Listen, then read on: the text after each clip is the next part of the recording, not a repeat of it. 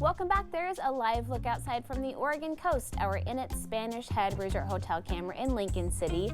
Thanks for watching Afternoon Live. Before you send your high school graduate off to college, you can use this summer to impart some important financial wisdom. Here with advice, we welcome back the author of The Family Nest Egg, Laura Meier. Thanks for joining us today. Hi, Hannah. So good to see you. This is a great time to share some financial literacy with these teenagers that are entering the college world. You have a great acronym, SMART, to kind of organize these thoughts for us. Yes. So before we send our kids out there, and by the way, I do have a young adult son, so I've gone through this myself in my own household. But it is important to help them financially prepare for their future and not get caught in any traps. So using the SMART acronym, the first thing we want to teach our young adult kids and loved ones is to scrutinize contracts. There was a Deloitte survey that said 97% of young adults do not actually read contracts and the terms in them before they sign them. And I hear this all the time.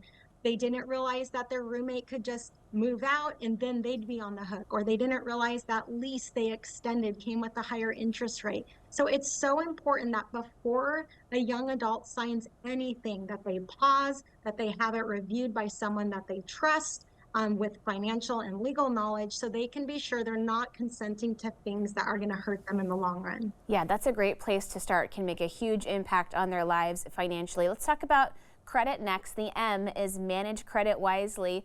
Do a lot of kids just not really understand the concept of credit sometimes?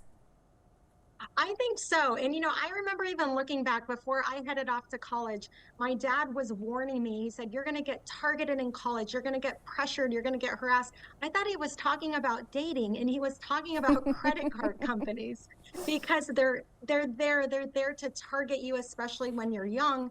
And while there might be a role for having a credit card to build credit, so oftentimes we find that young adults are using those to fund things that they simply cannot afford, that should be coming from other means. And so we definitely encourage young people, before you start swiping, before you start signing up for things, that you understand the implications, because oftentimes the payback on those credit cards can come with a very high interest rate. Yeah, it feels like free money sometimes when you can just swipe away, but there are major consequences if you're not taking care of business. Okay, the A in SMART is authorized powers of attorney. That's really interesting. That's a big concept for some young adults to think about.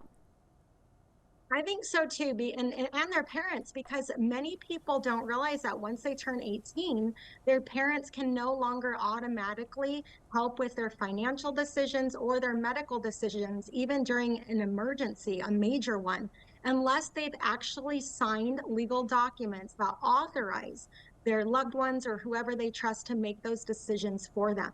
So before you drop your child off at college, make sure they've signed a financial power of attorney so you can help manage their money if they get hurt. And please make sure you have them sign a financial power of attorney so that if they get hurt, you can manage their medical decisions in an emergency. That's a great idea. Okay, the R is reserve funds for emergencies. How do you know how much is appropriate? Yeah, it's always hard, right? And it's a little bit relative. And so keep in mind, most people, they don't even have more than $1,000 saved for an emergency.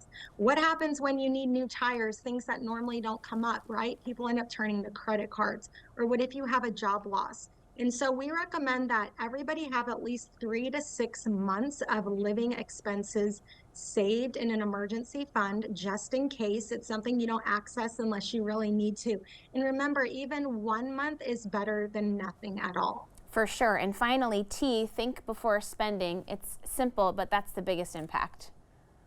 I think that goes for all of us, right? Whether you're young or not. And sometimes the key is just saying no. And so the key with everything is, before you go to buy anything, to really think about, is this a need or is it a want?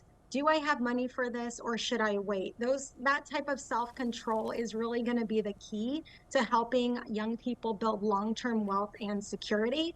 And if they need help, there's tons of budget apps out there, tons of guidance. People often say, "Well, what's the best budget app?" And I'll just say, it's the one that you'll actually use. So I would encourage everybody to make sure that you do have a budget set up. and that you are aligning your spending with what you actually have and your long-term goals. Yeah, lots of great tools to help us out there. Thank you so much. It was nice to see you. Yeah, you too. The book again is The Family Nest Egg. We'll have more information on our website at katu.com. We'll be right back with more Afternoon Live right after this.